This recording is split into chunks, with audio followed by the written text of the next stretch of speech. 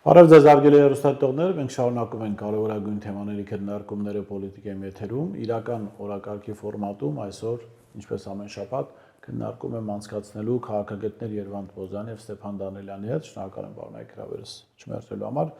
Այսօր զրուցելու ենք քննարկելու ենք Էջմիածնում վաղար շաբաթ խոշորացված համայնքում տեղի ունեցած ընտրությունները, ինչու որովհետեւ մենք նախընտրական փուլում խոսել ենք դրա մասին եւ ճիշտ չէր լինի հետընտրական այսպես վերլուծություններ չանել, որքան էլ որ ինձ համար գոնե անսպասելի էր, իշխանությունները կարողացավ այո ոչ 50+%-ով, բայց պահպանել իշխանությունը, որտեղ նախկինում էլ ԿՊԱ-կանների իշխանություններ։ Զարմանալի էր ընդդիմադիր որոշ ուժերի պասիվությունը, հա, անսպասելի այսպես պասիվությունը եւ կային ուժեր, որոնք մենք ակնկալում էինք, որ կանցնեն, իրենք չանցան, փաստորեն ընդդիմադիր երկու ուժ անցավ ավականի, Հաղթանակ դաշինք եւ Մայր Հայաստան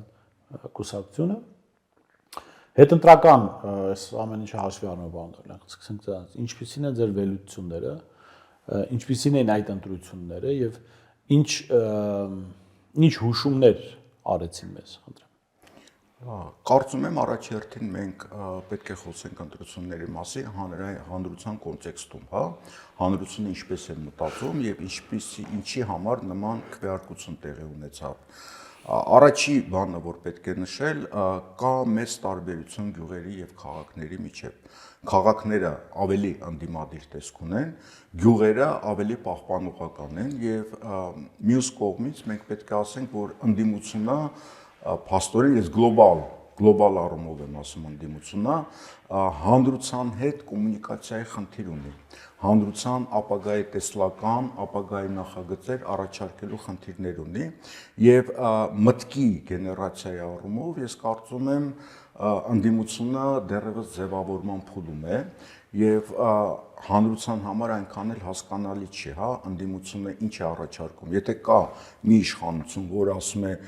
եթե ես չլինեմ լինելու է պատերազմ, ես ձեզ բերելու եմ խաղաղություն եւ ինչ որ քայլեր է անում, հա, ինչ որ ասֆալտ են փռում եւ այլն, ինչ որ տեսանելի բաներ են արվում։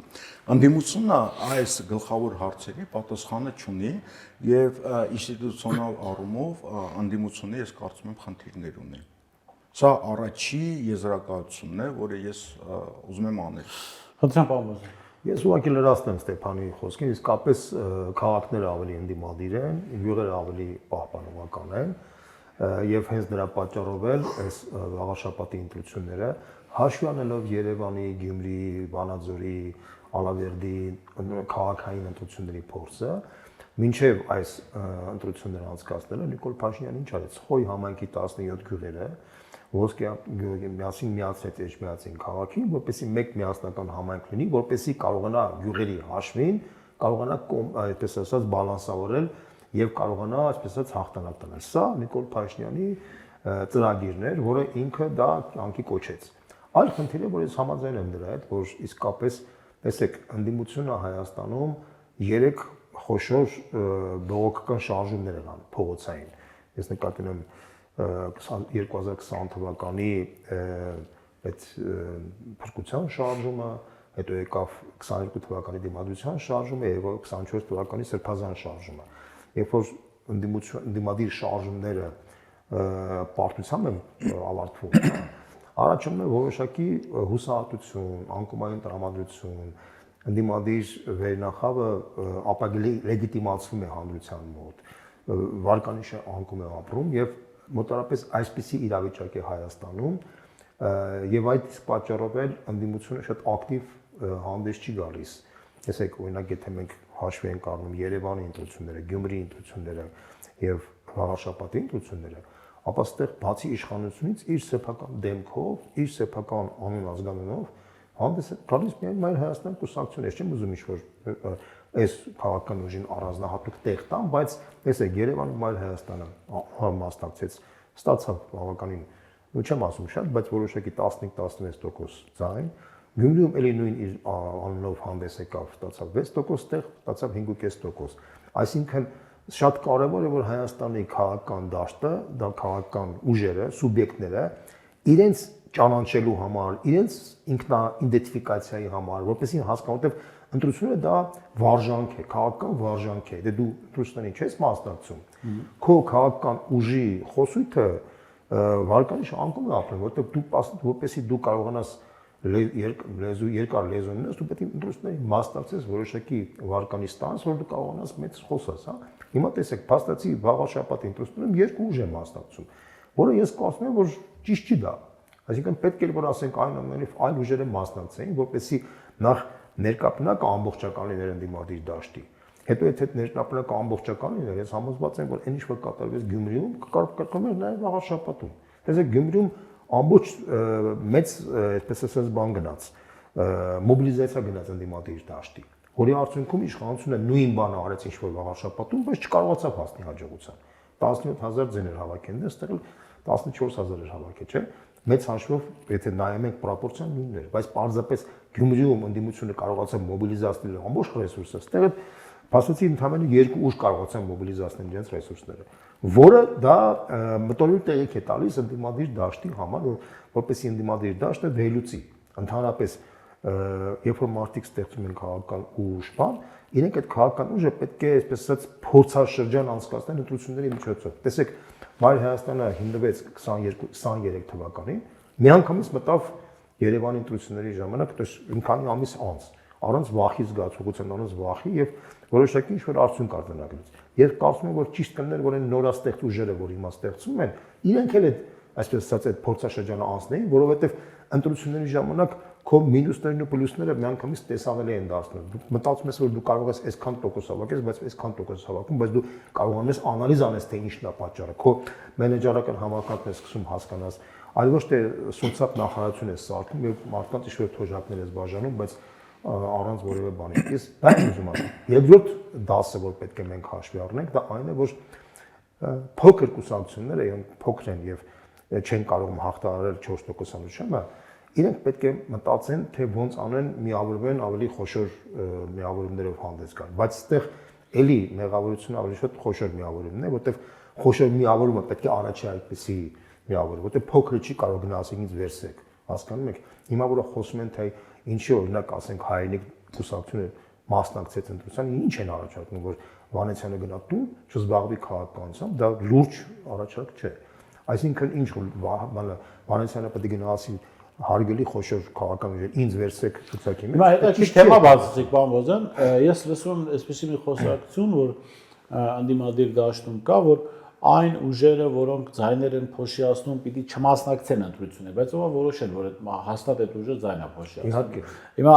եւ այստեղ նաեւ ես մի քանի գործիչների հնարավորություն ունեցել եմ այս թեմայով խոսել եւ իմ ասածը սա էր, որ սիրելի ընկերներ, քաղաքական ուժեր, ովքեր ձեզ իրենց խոշոր են համարում, մեծ հնարավորություն է, դուք պիտի ինչ-որ առաջարկ անեք այդ ուժերին, ոչ թե ասեք դուք խաղից դուրս արի, օրինակ, դիցուք առաջարկում, ընկեր, քո հնարավորությունները 1-2 մանդատ, եւ մենք այդ տեղերը տալիս ենք մեծ ցուցակում, կամ դու ունես այսպիսի հնարավորություն, մենք առաջարկում ենք քեզ այսպիսի տեղ, այսպիսի հնարավորություն։ Ինչի է Հայաստանում, այո, ձայների փոշիացումը խնդիր է քաղաքական դաշտի համար, ընտրական process-ներում դրանք միշտ օգուտ իշխանության են հիմնականում աշխատում, բայց մյուս կողմից adekvat առաջարկ չի հնչում այն ուժերին, որոնք ուզում են քաղաքական process-ներին մասնակցել, բայց հիմա իրենց հնարավորությունները թույլ չի տալիս։ Ես մի բառ օրինակ ասեմ, որից շատ լավ հետաքրքիր հարց է տալիս, ուրեմն վերցնենք նույն Վրաստանի փորձը։ Ես շատ ենք խոսում թե Վրաստանի, բայց Վրաստանի փորձը, քանի որ մեր հարևանն է եւ մոտավորապես նույն պրոպորցիաները կան, տեսեք, կար 2007 թվականին այնպեսի գործիչ Բադրի Պատրիցիկաշվիլի, որը 12 միլիարդ դոլարանոց անձնավորություն է, այսինքն վրացիների ամենահարուստ մարդն էր, միլիարդատեր։ Ինքը եկավ ասեց, որ ես հիմա մի հատ նոր շարժում եմ ստեղծում, Վրաստանի եկեղեցու շատ լավ դաշինք կազմեց եւ հեսա մենք հասնելու ենք հաջողության, ես մենակով կհասնեմ հաջողության։ Արդյունքում ինչ անեց իշխանությունը, արգելեց իրենց մասնակցելու ընտրություններին, քրեական գործ բացեց Բադրի Պատրիցիկաշվիլի վրա, դա ստիպված հեռացավ Վրաստանից եւ ընտրությունների ժամանակ կիսաջարդված այդ ուժը հավաքեց ընդամենը 7%։ Ինչու՞, որովհետեւ մնացած ուժերը, մանր-մունր ուժերը, որոնք մուլտիպլիկացիոն էֆեկտ կարային տալ, եթե միավորվեին, հա, իրենք շահագրգռված չէին, որ ասենք Բադրի Պատրիցիկաշվիլին պաշտպանեին, որտեղ իրան բաներն արել, շահագրգռված չէին, որ իր ուժը հասնող հաջողության։ Բայց այդ էգոիստական մոտեցման արդյունքում բացի բոլոր ուժերը փոշիացան եւ Սահակաշվիլին հաջողվեց այսպես ասած վերարտադրել իշխանությունը 2008 թվականին։ Բայց 2011 թվականին, երբ որ եկավ Բիձինա Իվանիշվիլին, էլի միլիարդատեր ընդամենը $7 միլիարդ ուներ, հա, մի քիչ ավելի քիչ, բայց քաղաքական իմաստով շատ ավելի խոհեմ մոտություն էր։ Ինչ արեց ինքը։ Ինքը գնաց բոլոր փոքր ուժերի ղեկավարների տները, բառացի բոլորին։ Ասաց ես ձեզ հրավիրում եմ, հասկանանք դուք ինչ տեղ ու դեր կարող եք ունենալ։ Բնականաբար բոլորին չէր կարող հավասար պայմաններ դնել։ Ինքը ստեղծեց մի հասարակական քաղաքացիական հարթակ եւ ասաց, որ ես հրավիրում եմ բոլորին համագործակցության, բոլոր այն հանրային գործիչներին, քաղաքական գործիչներին, ովքեր որ ուզում են եւ ներգրաված կլինեն այդ դաշտի մեջ։ Եվ արդյունքում ինքը բոլորին կոնսոլիդացեց իր շուրջը եւ 2012 թվականի խորհրդարանական ընտրություններում ես ասեմ ձեզ, ուրեմն ինքը ջախջախեց Սահակաշվիլի կուսակցությանը ընտրությունների ժամանակ, որտեղ մեկ միասնական ցուցակով հանդես եկան բոլորը, դուրս էին մնացել մեկ-երկու մանր կուսակցություն, որոնք ստացել են ընդամենը 1-2%։ Մեկը բան այդ Նաթելաշվիլիներ այդ բանի լեյբորիստական կուսակցությունը, որը մի խելագարի մեկներ ընդամենը 1-2% էր ստանում։ Մյուսը ինչ-որ մի հատ անբանը ոչ հայտնի գործիչ, որը 0.1, այսինքն ամբողջովին 97% ձայներ չփոշիացան։ 97% ձայնը բաժանված էր Սահակաշվիլի եւ Իվանիշվիլի։ Սա է կոչվում պետական մտածողություն, պետական պատկերացումներ, քաղաքական լայնախոհություն, որովհետեւ եթե դու քաղաքականապես լայնախոհ ես, դա նշանակում է, որ վաղը դու կարող ես լայնախոհ մակարդակով երկիր կառավարես։ Եթե դու էգոիստական ես մոտենում, ասում ես դու գնա մի աշխատի, դու մի զբաղվի, ես մենակ պետք է լինեմ, սրա հետ պետք է լինեմ, դա նշանակում է վաղը դու կարաս այդ նույն ձևով պետք է կառավարես։ Դա նշանակում է, որ բնականորեն մարդիկ տեսնում են, որ դու եթե դու ուզում ես էգոիստական մակարդակով ոչ մեկին չկոնսոլիդացես, նախ դու չես կարող հասնել հաջողության։ Եգորտել եթե դու հասնես հաջողության, նույն ձևով ես կառավարելու։ Այսինքն ստեղ նախընտրական տրամաբանությունը արդեն ցույց է տալիս, թե այդ քաղաքական ուժը ապագայում ինքը ոնց է երկիր կառավարելու։ Ինքը ներառական սկզբունքով է կառավարելու, թե էգոիստական սկզբունքով։ Սա շատ կարևոր խնդիր է։ Եվ այդ իմաստով ես 100%-ով համաձայն եմ, որից դա ոչ թե տեսակետ է, դա փորձված իրականություն է եւ հարևան Վրաստանում դա հաստատված է եղել։ Եվ ոչ միայն հարևան Վրաստանում, աշխարհի բոլոր երկրներում, որտեղ որ այսպիսի իրավիճակում է եղել երկրներում։ Տեսեք, օրինակ 93 թվականին Հեյդար Ալիևը, որ եկավ վերադարձավ Ադրբեջանը ծանր վիճակի մեջ էր։ Հիշում եք, այնտեղ էլ այն ժամանակ ղեկավարում էր Էլչիբեը, շատ նման էր այսօրվա Փաշինյանին։ Եվ այս ժամանակ էլ իրանք պարտություն կրեցին պատերազմի ժամանակ։ Ինչ արեց Ալիևը։ Ալիևը ուներ բացառիկ մեծ հեղինակություն այն ժամանակ Դեմիրճյանի, այսպես ասած, կրկնօրինակներ Ադրբեջանում։ Ինքը բոլոր ընդդիմադիր ղեկավարներին իր կողքը հավաքեց, բոլորին խնդրելով էր անում։ Խնդրելով ասում էր, ոչ թե ասում էր դու գնա մի զբաղվի, դու մի զբաղվի, ես մենակ պետք է անեմ։ Ինքը բոլորի տնետուն գնալով բոլորին հավաքեց, արդյունքում հսկայական լայն կոնսոլիդացիա արեց եւ փրկեց Ադրբեջանը։ Բառացիորեն փրկեց Ադրբեջանը։ Սա է խնդիրը։ Այսինքն պետական քաղաքական գործիչի լայնախոհությունը եւ հուսներս այս մի բանը ձևակերպում կա մուդրս, որտեվ դու կարաս ունես խելոք գործիչ եւ բայց կարաս ունես նաեւ մուդրի։ Պարոն Բոզյան, եկեք ես լրիվությամբ համաձայն եմ ձեզ հետ, բայց այստեղ մի խնդիր կա, ես չգիտեմ դուք ուսումնասիրել եք գուցե Վրաստանը, Ադրբեջանը, մեզ օգնեք հասկանանք, ես որքան գիտեմ Ադրբեջանը այդ իմաստով գոնե մի քիչ տարբերվում է մեզ հետ։ Մեր հասարակությունը կարծեք հեղինակություններ ընդունող հասարակություն չի։ Հիմա լավ, ենթադրենք ինչ որ մի ուժ, որը ունի X ռեսուրսներ, անհամեմատելի մեծ բոլոր ուժերից է, փորձում է առաջարկ անել։ Ախր քաղաքական դաշտում էլ մասնակից ուժեր կան, որոնք հենց իրենց են տեսնում որպես վարչապետի տեխնոց։ Այդ մարդը ոչ մի բան իրենց տնեցիկ իրենց չեն ընտրի, ուղղակի կուսակցություն ունի։ Լավ, գնաս պայմանավորվես, բայց իր առաջարկած պայմանները համաձայն չեմ, Բորիս ջան։ Իսկ ով է փորձել աշխատել այդ մարդկանց։ Չեմ փորձել։ Ոչ մեկ չի փորձել։ Ես մի հատ օրինակ եմ ուզում բերել, այնուամենայնիվ այդ մոլեկը կարող է պատահի, չգիտեմ, տեղին չի, բայց ես այդ օրինակ ուզում եմ բերել։ Ուրեմն 1999 թվականին Կարեն Դեմիրճյանը դարձել էր ազգային ժողովի նախագահ։ Վազգեն Սարգսյանը դարձել էր վարչապետ։ Ես այն ժամանակ աշխատում էի հեռուստաընկերությունից մեկում քաղաքական վերլուծաբանների, մի հատ խիստ քննադատությունով հանդես եկա Կարեն Դեմիրճյանի նկատմամբ, որ ինչ որ չեմ հիշում ինչի շուրջ։ Մի անգամից հաջորդ օրը ինքը մարդ ուղարկեց, որ հանդիպեմ իր հետ, գնացի, հանդիպեցինք, ասեց, գիտես ինչ ասեց։ Ես համաձայն եմ, որ կարող է պետք է ես սխալ տեսակետներ ունենամ, որտեղ ես 10 տարի չեմ զբաղվել քաղաքականությամբ եւ մոռացել եմ, այսպես ասած, ինքը մարդը անկեղծ ասում էր, ես չեմ ուզում վիճեմ քո գնահատական հետ։ բայց արի ոչ թե դու ինձ ուղակի քննադատի, այլ փորձենք իրար հետ համատեղ նմանատիպ մարդկանց հետ բանալով, արի իրար հետ փորձենք էդի համատեղ դարձնենք այդ մարդու ունակությունը մարդկանց հետ խոսելու ինձ ապշեցրել էր։ Ես անկեղծ եմ ասում։ Ես նման տիպի գործիչ Հայաստանի Հանրապետությունում չեմ տեսել։ Անկեղծ եմ ասում։ Դա ֆանտաստիկա է։ Ինքը ոչ թե խելոք մարդ էր, ինքը մուդրի մարդ էր։ Մեզ այդ մուդրի մարդու դա սովետական դպրոցն էր, ի վերջո ման չունեմ ասելու։ Առաջին քարտուղար էր եղել այդ։ Նույն արել է Շևարդնաձեն, նույն արել է Հեդար Ալիևը։ Բայց ասեմ, որ օրինակ եմ ասում, ես օրինակ ճիշտ եք ասում, խորհրդայնության դպրոցը միգուցե այդ մարդկանց վրա ազդել է, բայց Իվանիշվիլի վրա խորհրդայնության դպրոցը չի ազդել։ Իվանիշվիլին նոր ժամանակից գործիչ էր։ Նույն արեց Իվանիշվիլին։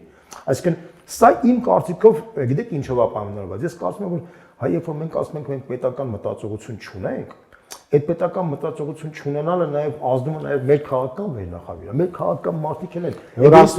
մենք հիմնականում վերնախավի մասին ենք, ժողովրդի մասին չի խոսում։ Իհարկե, նայեք, տեսեք, այդ էգոիստական մտածողությունը բոլորի մոտ է մտածում։ Փոքր գործիչներից մինչև բոլորը իրան վարչապետ են տեսնում, ինչի, որտեղ այդ ինչա մարդ իրան վարչապետ տեսնում, որտեղ այլ դրամ չունի։ Ամենափոքր ասենք, չգիտեմ, կուսակցությունը, որը 0.5% ձայն ունի, բայց իրան ոչ մեկ չի առաջարկել լուրջ բան, որ ինքը վարչապետ չտեսնի։ Դա մեր այդ մարդու մոտ առաջանում է կներեք էլեկտորալ շիզոֆրենիա։ Դա տերմին է։ Մի դասախոս ունեի, ասում էր ուսանողները հրաշալի ուսանողներ են, բոլորին որ հարցնես ոչ մեկ նախարարից պակաս իրան չի պատասխանում։ Փոխնախարարը վիրավորանքային ուսանողների համար, եւ իրականում այդպես է, որովհետեւ մյուս կողմից Փաշինյանի կառավարությունը, որը եկավ, նաև այդ ցենզը շատ իջացրեց, այսինքն մարզպետներ, նախարարներ, փոխնախարարներ դարձան մարդիկ, որոնք ասենք կային կերպարներ, Yandex-ում ծրի չէին աշխատում, վաղը 3 ծրի չէին, այսօր մարզպետ։ Առավելևս այդ մարդիկ ունեն երազել նախարար, 3 բորձուր էին փռում Մոսկվայում, մարզպետ, փոխմարզպետ, նախարարներ, այսինքն մարդիկ նաև տեսան, որ կարելի է ոչ մի բան կենսագրություն չունենալով ծնվել ու դառնալ նախարար։ Ծնվել ու ուսապարկերից որ կա ազգային ժողովում, քանուկ ու մարդու աննազգանք հիշում։ Ես օրինակ երևի մի 4-5 մարդու հազիվ կարողանամ։ Էն էլ ինչի որտեվ եղքելի վարկագծով են, ասեք թեքել են մարդկանց վրա, քացի են տվել, բան, ասես, էսի թքանն է, տեսեք,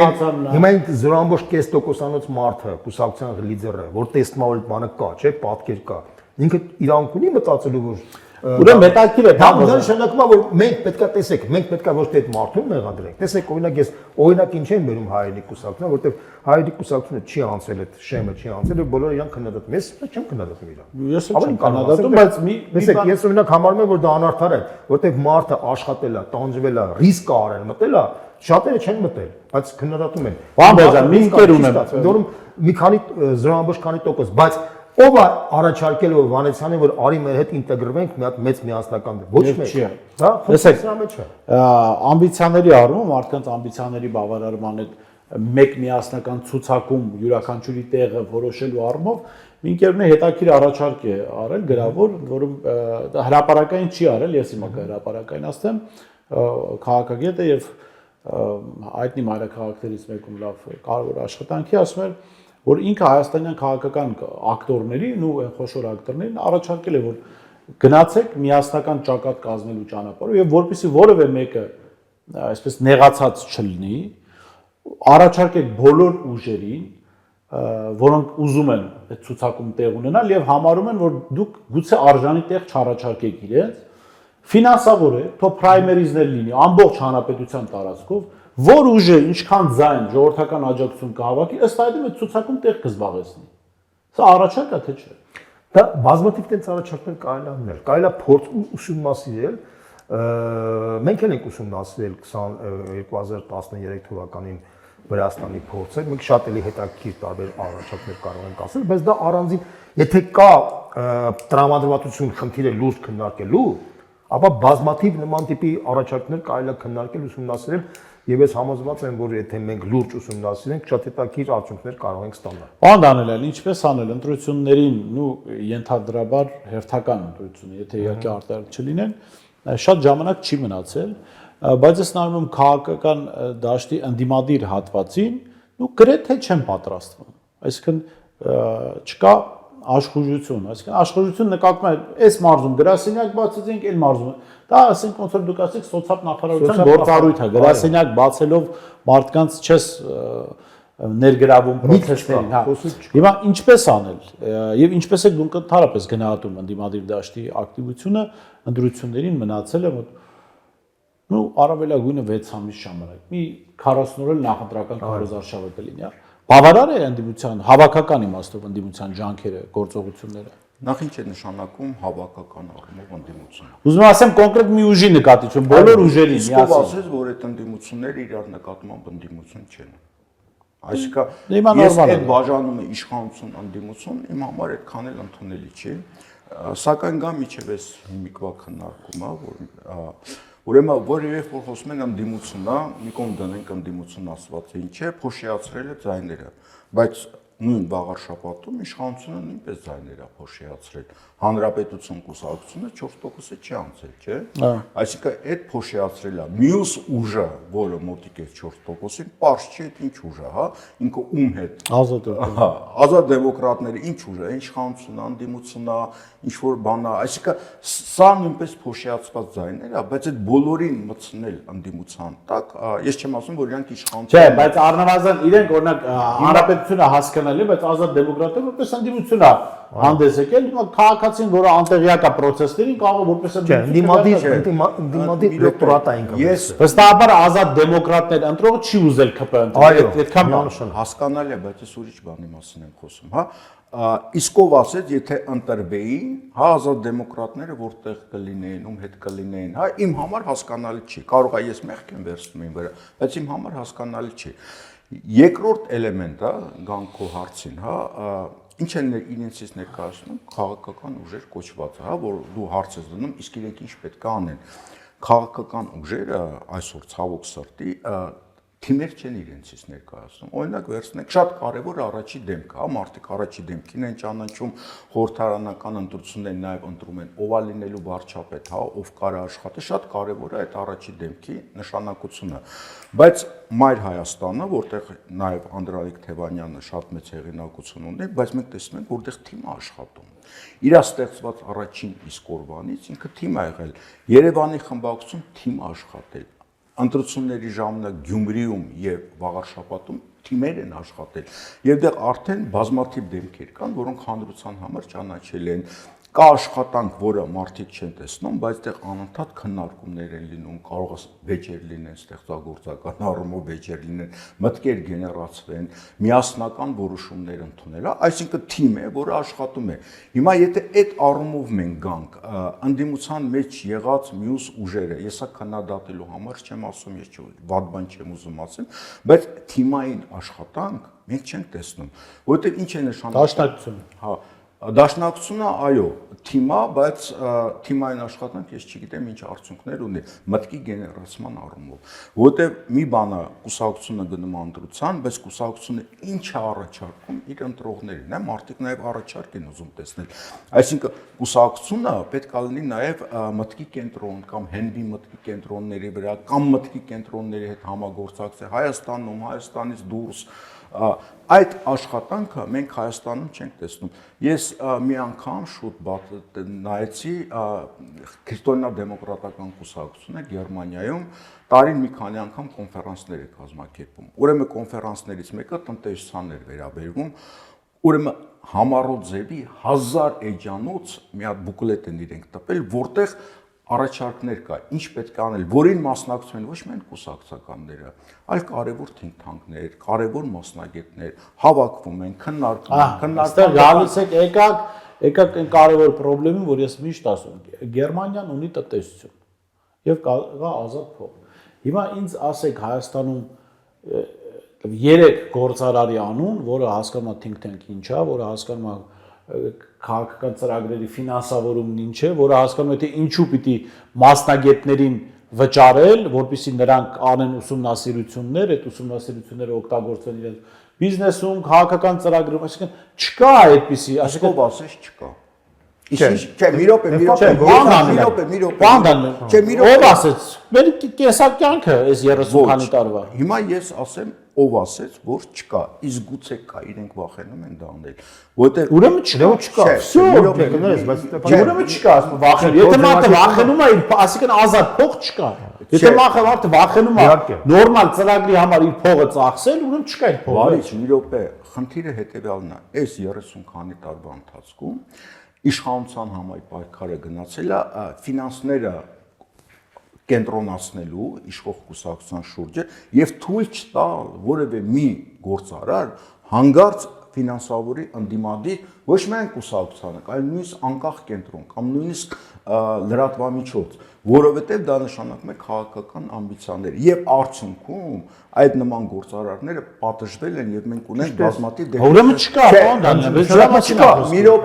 րոպե, բարից դու ասում ես Հայաստանում չկան բիզնեսմեններ, որոնք հասկանան կարևոր է այդ գործը անել։ Ես ասում եմ, իսկ ով ասեց, որ նման բիզնեսմեններ չկան, որոնք դա չեն հասկանում են, բայց կարող է մի համակարգ է մեզ մոտ ձևավորած, որ այդ մարդիկ վախենում են, այո, վախենում են, հասկանում են, բայց վախենում են։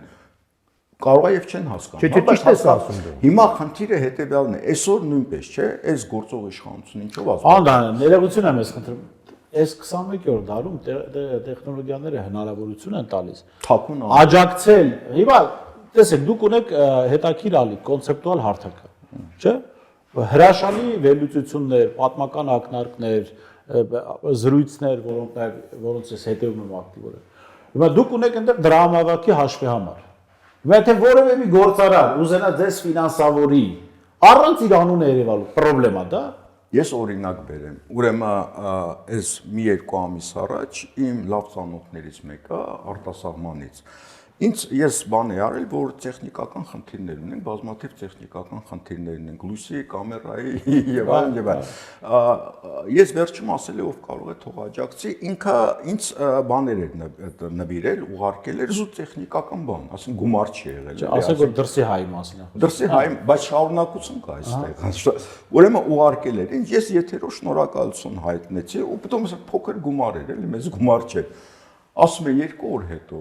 իրեն Հայաստանից զանգում են այդ երկիր, երևի Facebook-ի միջոցով մեսենջեր, եւ ասում եք դուք պարոն Դանելյանին ինչ որ աջակցություն եք ցույց տվել։ Դա ինչ աջակցությունն է, որքան է, ինչպես եք ցույց տվել։ Հասկանում ես, արդեն այստեղից արդ երկիր են հետո։ Բայց դուք անունը չտայք, հիմականները։ Չէ, խնդիրը այն չի, այդ խնդիր Հիմա տեսեք, մենք էլ պատկերացրել Հայաստանից։ Տեսեք, մենք էլ ունենք տեխնիկական խնդիրներ, ունենք հիմա եթե մի հատ գործարարեսի լսումը, ու մեզ մոնտաժնի 2 համակարգիչ գախնի ձևով։ Ասեմ, ձևն էլ ասեմ, բացատրում եմ։ Ուրեմն առնում է համակարգիչը, տալիս է հնդիկ առաքիչներին, իրանք բերում են Տիգրան մեծ 49, տալիս են այդ պահակակետի նստած մարդուն, ասում է, սա փոխանցեք պոլիտիկ է, այսինքն սա բանը մսը ցինիկ ասում են, բայց ախր չկան այդ գործարարները։ Իրեն մեծ իմաստով, եթե մարդը վախենում է, ուրեմն վախենալու պատճառներ ունի։ Իսկ եթե այնքան է վախենում, որ այդ զարտուղի ճանապարհներով էլ չի օգնում, կներեք։ Ես չեմ այդ բաները վախի մտնելոց այդքան կա։ Ես մի հատ օրինակ բերեմ, այս գործող իշխանության աջակիցները երբեմն հանրահավաքների ժամանակ ասում են մեզ ժամանակին ստրկացրել են, այ հիմա եկել է Նիկոլը եւ մեզ տվել է ազատություն։ Ուրեմն դրա պատասխանը շատ պարզ է։ Ստրկությունը լինում է մարդու ուղեղի մեջ, ինքը կամ ստրուկ է, կամ ստրուկ չի։ Այսինքն ոչ ոքի չի կարելի։ Իրանք ոչ չի ազատագրել։ Հիմա իրանք ինքնական ստրկության են հանձնվել, ցավոք սրտի։ Հիմա ինչ եմ ուզում, մեր շփանավեճ դարձա, բայց լավ է որ հետաքրքիր։ Իրականում այո, Հայաստանում չկա ազատ փող եւ չկա փող ունեցող մարդ։ Ես կարող եմ սա 99%-ի դեպքում ասել, որ տենց է, որը հասկանա ինչա մտքի կենտրոնը եւ դրա կարևորությունը հասկանալ, որ պետք է օգնել, որ մարդիկ ծրագրեր մշակեն։ Իմիջիայից Ադրբեջանում, Վրաստանում բազմաթիվ նման կենտրոններ կան։ Երիտասարդները ուղարկում ենք լավագույն համալսարաններ պետության հաշվին եւ գալիս են այդ կենտրոններում աշխատում են։ Դա ռազմական միտքն է, տնտեսական միտքն է, պետական աշինության միտքն է, տարբեր ոլորտների միտքն է։ Այստեղ ամեն անգամ գալիս է մի մարդ, որը իրեն ամեն ինչ հասկացող է պատկերացնում, դառնա վարչապետ եւ ինքնուրույն որոշումներ է ընդունում, որը լինում է ճակատագրական ամբողջ ժողովրդի համար եւ այդ որոշումները որևէ հիմնավորում իրեն տալիս են խորհրդականներ, որոնք ծառայում են ուրիշ կենտրոնների, ոչ պետությանը։ Դա այլ հարց է, բայց որոշումների կայացման վրա, երբ որ փորձագիտական բաներ չի լինում, փաստաթղթեր ու սցենարներ, որ այսպես լինի, այսպես կլինի։ 2018-19 թվականին Հայաստանին առաջարկ են արել, հա, ասել են ինչ որ տարածքներ զիջի եւ այգան, եթե մենք տարածքներ զիջենք կամ եթե չզիջենք, աշխարհում ինչ process ալնում, ինչ աշխարհակահաղական փոփոխություններ ալնում, մեր տարածաշրջանի վրա ինչպես կազդի, ինչի Ռուսաստանը նման առաջարկ արեց, ինչի Ռուսաստանի առաջարկը պաշտպանեց Ֆրանսիան եւ Բրիտանիան, եթե մենք չհամաձայնենք, ինչ կլինի։ Ամեն ինչ շատ ակնհայտ է, բայց նման որոշում ճակատագրական որոշումներ կայացնելու համար սեղանին որևէ փորձագիտական փաստաթղթեր դրված չի։ Գերմանիայում օրինակի համար, ոչ միայն Գերմանիա, նույնիսկ լուրջ կոնցերներում, նույնիսկ կիսալուրջ կոնցերներում, եթե տնօրենը որոշում է կայացնում, ինքը դիմում է think tank-ների կենտրոնների համապատասխան, ասում է ինձ բերեք այս փաստաթղթերը, ես հետո որոշում է կայացնում, բայց նաև իր անվտանգության համար է, նաև տարբեր նախարարություն, որ երբ որ ասում են ինչի սա եղավ, ասում է կարող է սխալ է եղել, բայց ես հենվել եմ այս փաստաթղթերի վրա։ Եվրոպական երկրում ցանկացած նորմալ երկրում մարդիկ եթե ուզում են որևէ տեղ խանութ բացել, ուսումնասիրություն են պատվիրում, որ հասկանան այդտեղով ինչքան մարդ է անցնում, այդ անցնողները ինչ ժամեր են անցնում, ինչ ծառայությունների կարիք ունեն, նոր հասկանում են խանութ պետք է բացել, թե չէ։ Հայաստանում աչքաչափով ասես թե լավ տարածք է, վերջ խանութ են բացում։ Հիմա լավ գանք սրա։ Այսօրվա եղած տվյալները մեզ հնարավորություն տալիս են եւ այս առաջին կուզեի լսել դες բանոզան ենթադրելու որ ռեալիստական է այն շանսը որ Փաշինյանին դուրս շպրտեն կառավարությունից քաղաքական։ Տեսեք, ես ասեմ, որ ռեալիստական է, որովհետեւ բոլոր օբյեկտիվ գործոնները աշխատում են հենց այդ խնդրի շուրջ։ Այսինքն մեծ հաշվով մեն միջավայրը, որ գործում է Հայաստանը, այն մտնոլորտը, որ կա երկրում, այն իրավիճակը, որ Հայաստանը կա զուտ անվտանգային տեսակետից, բոլոր հիմքերը կան, որ 26 թվականին բնականաբար իշխանությունը փոխվի, որովհետև պարտված ղեկավարը օբյեկտիվորեն չի կարողանալու ապահովել Հայաստանի անվտանգությունը։ Այլ խնդիր է, որ այդ պարտված ղեկավարին միայն քննադատելը դա շատ քիչ է։ Պետք է լինի ամբողջական առաջարկ, որպեսզի այդ առաջարկող քաղաքական ուժը նաև ներդաշնակ լինի Հայաստանի դրսի միջավայրին, որտեղ դրսի միջավայրը պետք է մենք հաշվի առնենք։ Պետք է հաշվի առնենք այն իրականությունը, որ արդեն կա։ Սա այն Հայաստանը չի, որ կար մինչև 2018 թվականը։ Շատերը դա չեն հասկանում։ Շատերը չեն պատկերացնում դա, որտեղ իրականությունը շատ ֆունդամենտալ է փոխվել։ Եվ այդ իմաստով ես նույնիսկ եմ կրկնում, եթե լինի այդ առաջարկը, եթե այդ առաջարկը լինի եւ մարդիկ տեսնեն բացի քննադատությունից նաև պոզիտիվ առաջարկ թե ինչպես պետք է Հայաստանը ապահովի իր անվտանգությունը, ինչպես պետք է Հայաստանը զարգացնի իր հարաբերությունները, ասենք գերտերությունների հետ, Ռուսաստանի հետ, Միացյալ Նահանգների հետ, ինչպես պետք է իր հարաբերությունները հաստատի հարևանների հետ, եթե մարդիկ տեսնեն դա եւ վստահեն դրան, 100%-ով կարող է մասնակցել։ Լավ, մի հարց եւ ամփոփենք, հետո կլսենք պարոն Դանիելին եւ ամբողջ հաղորդումը կամփոփենք։ Ինչը կփրկի Փաշինյանին։ Անդիմության սխալ ասել, իմ կարծիքով ճիշտ քայլ ասել։ Փաշինյանին կփրկի այդ ընդդիմության այս մթնոլորտ, այս իրավիճակը, այս քանդված իրավիճակը, երբ որ այս պայմաններում փաստացի խոսույթ գոյություն չունի, միտք գոյություն չունի, մտքի զարգացում գոյություն չունի, հասկանում եք, այս ընդդիմությունը 3 շարժումներով պարտություն է կրել եւ ինքը այդ պարտության արդյունքում հոգեբանորեն չի կարողանում դուրս գալ այդ իրավիճակից, որպեսզի կարողանա, այսպես ասած, նոր առաջարկով հանդես գա։ Սա մեծ նվեր է Փաշինյանի համար։ Ինչը ընդդիմությունը այսօրվա վիճակը, այո։ Ընտրեմ պարոն Դանիելյան։ Ես հարցը այլ կերպ կձևակերպեի, ոչ թե ինչը կփրկի, այլ ով կփրկի։ Այս Փաշինյանին վերընտրվելու համար կփրկեն, կփորձեն փրկեն իր ավակ ղեկավարները Ալիևը եւ Էրդողանը։ Բայց ես կարծում եմ դրա հնարավորությունը այնքան էլ չի լինելու, ինչի համար, որովհետեւ աշխարհաքաղաքական փոփոխություններ են տեղի ունենում։ 18 թվականի դավադրությունը դա աշխարհաքաղաքական գործընթաց է։ Արցախի պատերազմը աշխարհաքաղաքական գործընթաց է։ Ես կարծում եմ հիմա փոխվում է իրավիճակը մեր տարածաշրջանում կամ կփոխվի միջև ընտրությունները եւ որոշակի տարածաշրջանի երկրների միջև ստատուս կվոն կվերականգնվի մեր տարածաշրջանում եւ արդյունքում այդ անձնավորության պատրոնները Ալիևը եւ Էրդողանը իրենք այդքան մեծ հնարավորություններ չեն կարող ունենալ, որպեսզի իրեն օգնեն վերարտադրվել։ Ես մի հարցում այդքան էլ համաձայն չեմ, որ պատերազմը աշխարհաքաղաքական գործընթաց է, այսինքն օբյեկտիվ process է գնացել։ Ես համաձայն չեմ։ Եթե Փաշինյանը օբյեկտիվ չէ, բայց դրա հետևանքով եթե Փաշինյանը չկազմաքանդեր բանակցային process-ը, եթե չպարակտեր այս հասարակությունը, չոչնչացնել այս բարոյական մտնոլորտը, ապա ես չեմ կարծում, որ պատերազմը անկուսափելի կլինի։ Երևան դու ինձ սխալ հասկացար, որովհետև երբ որ ես ասում եմ դա աշխարհաքաղաքական process է, դա իրոք աշխարհաքաղաքական process է, բայց դա չի նշանակում, որ մենք դատապարտված էինք։ Այս գործող ուղղակի օգտվեցին։ Ես չէ, 18 թվականի դավադրությունը ես այդ տրամաբանության մեջ բերեցի, այսինքն այս մարդը եւ այս իր շրջապատը բերվել են, այդ գործը որպեսզի այսպես արվեր։ Եթե իրենք չլինեն, դա չէր նշանակում, որ դատապարտված ենք մենք։ Իհարկե, ինչ որ զիջումների մենք կգնայինք, բայց ոչ այս արդյունքով։ Շնորհակալ եմ պարոն, հետաքրքիր քննարկման համար։ Ես հիշեցնեմ իրական օրակարգի ֆորմատում քննարկում էինք վաղ շաբաթում տեղի ունեցած ընտրությունները, դրանից հետո եղած զարգացումները եւ սպասվելիք զարգացումները քաղաքագետներ Երվանդ Բոզյանի եւ Ստեփան Դանելյանի հետ տեսություն կհանդիպենք։